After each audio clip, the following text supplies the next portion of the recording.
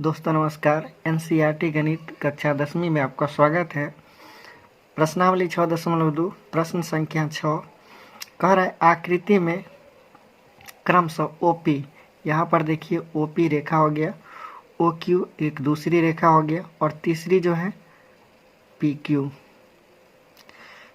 यहाँ OP, O Q और O R, यहाँ से लेकर यहाँ तक ओ आर, तीन ठो भुजाएं हैं तो बड़ी त्रिभुज पी क्यू आर में दिखा रहा।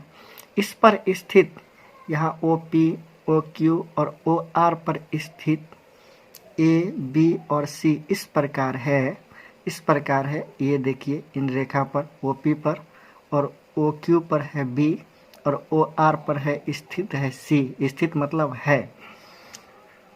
तो दिखाइए इस प्रकार है कि ए बी समांतर है पी क्यू। यहाँ पर ए बी समांतर है पी क्यू। दोस्तों समांतर जानते हैं आप लोग, समांतर कहते समानांतर। यहाँ देखिए ए से लेकर बी तक की जो दूरियां हैं, इन दूरियों और यहाँ पर पी क्यू की जो दूरियां हैं, यहाँ पर इनके बीच की दूरी समान होनी चाहिए तो समांतर है। हल्का सा भी यदि ये रेखा टेढ़ी होगी तो कहीं नहीं प्रतिच्छेद करेगी, कहीं ना कहीं प्रतिच्छेद करेगी ही, या ऊपर भागी या नीचे भागी तो यहाँ इस प्रकार वो समानांतर नहीं हुआ। तो सवाल में कह रहा है कि ए बी समांतर पी क्यू, मतलब ए बी है समांतर पी क्यू।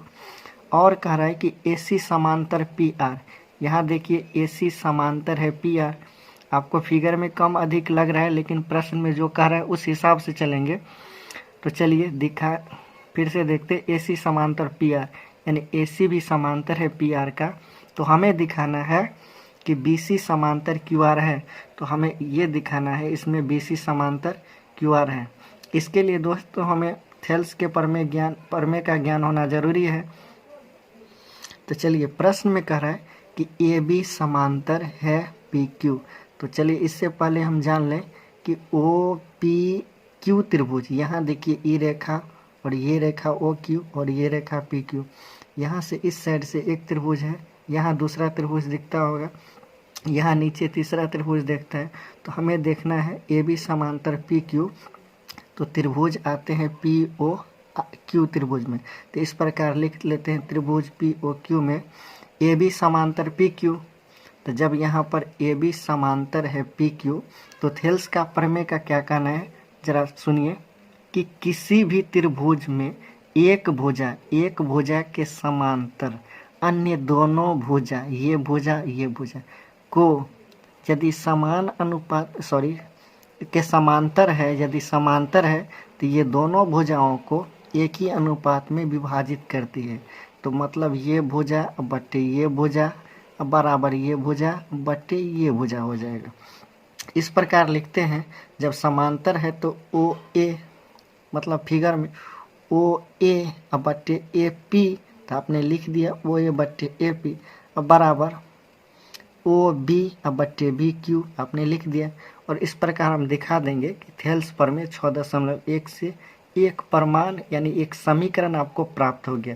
फिर आते हैं त्रिभुज। फिर सवाल में कह रहा है कि ए सी समांतर पी आर, मतलब ए सी है समांतर पी आर के। तो ओ पी ओ आर त्रिभुज में, तो इस प्रकार लिखते हैं हम त्रिभुज पी ओ आर में ए सी समांतर है पी आर का। तो इस प्रकार लिख लिया ए सी समांतर पी आर। उसी तरह जैसा हमने यहाँ समझा है, यहाँ इसमें भी इस त्रिभुज में भी वही बात करना है। तो लिखेंगे ओ ए बट्टे ए पी बराबर ओ सी बट्टे सी आर, क्योंकि समांतर इसमें भी देखे थे तो इसमें वही कह रहा है। तो यहाँ लिखते हैं ओ ए बट्टे ए पी। तो ओ ए बट्टे ए पी, यहाँ देखिए ये रेखा जो है इस त्रिभुज का भी है और इस त्रिभुज का, क्योंकि दो खेत का एक आरी हो सकता है, तो इसलिए हमने लिख दिया। और यहाँ ओ सी बट्टे सी आर। तो चलिए लिख दिए। ये भी प्रमेय 6.1 से। अब आगे बढ़ते हैं जिनको हमने समीकरण 2 माना। अब चलिए आगे बढ़ने से पहले एक बात को पुनः याद कर लेते हैं। हमने देखा सवाल नंबर 3, 4, 5 में कॉमन सीखा है कि यहाँ इस साइड में और इस साइड में जो बराबर होगा यहाँ ओ ए बट्टे ए पी, यहाँ भी ओ ए बट्टे ए पी है। तो जब ओ ए बट्टे ए पी के बराबर ये, यहाँ भी ओ ए बट्टे ए पी के बराबर ये, तो ये बराबर ये क्यों नहीं? तो इस प्रकार हम लिख लेते हैं परिणाम फर्स्ट और सेकंड से कि ओ बी बट्टे बी क्यू। तो हमने लिखा ओ बी बट्टे बी क्यू बराबर ओ सी बट्टे सी आर बराबर होगा, क्योंकि राम बराबर मोहन और रामे बराबर सोहन, तो मोहन के बराबर सोहन क्यों नहीं? पुनः सुन लीजिए कि राम बराबर मोहन और रामे बराबर सोहन, तो मोहन के बराबर सोहन। क्लियर है? तो अब आते पुनः फिगर पे। यहाँ देखिए और फिगर को देखिए। यहाँ ओ बी बट्टे बी क्यू।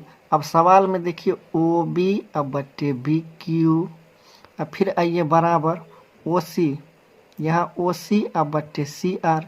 तो यहाँ भी देखिए ओ सी अब बट्टे सी आर।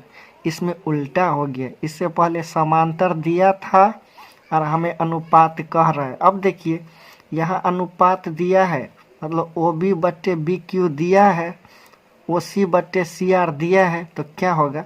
बी सी समांतर क्यू आर होगा। यही तो दिखाना था। जो थेल्स के प्रमेय 6.2 वही प्रमेय है, लेकिन इसको उल्टा कर दिया, इसलिए प्रमेय संख्या 6.2 हो गया। इस प्रकार हमारा सवाल साबित हो गया। जय हिंद, जय भारत। इसी तरह और भी वीडियो देखने के लिए हमारे चैनल को सब्सक्राइब करें, लाइक करें और शेयर करना न भूलें। Thank you.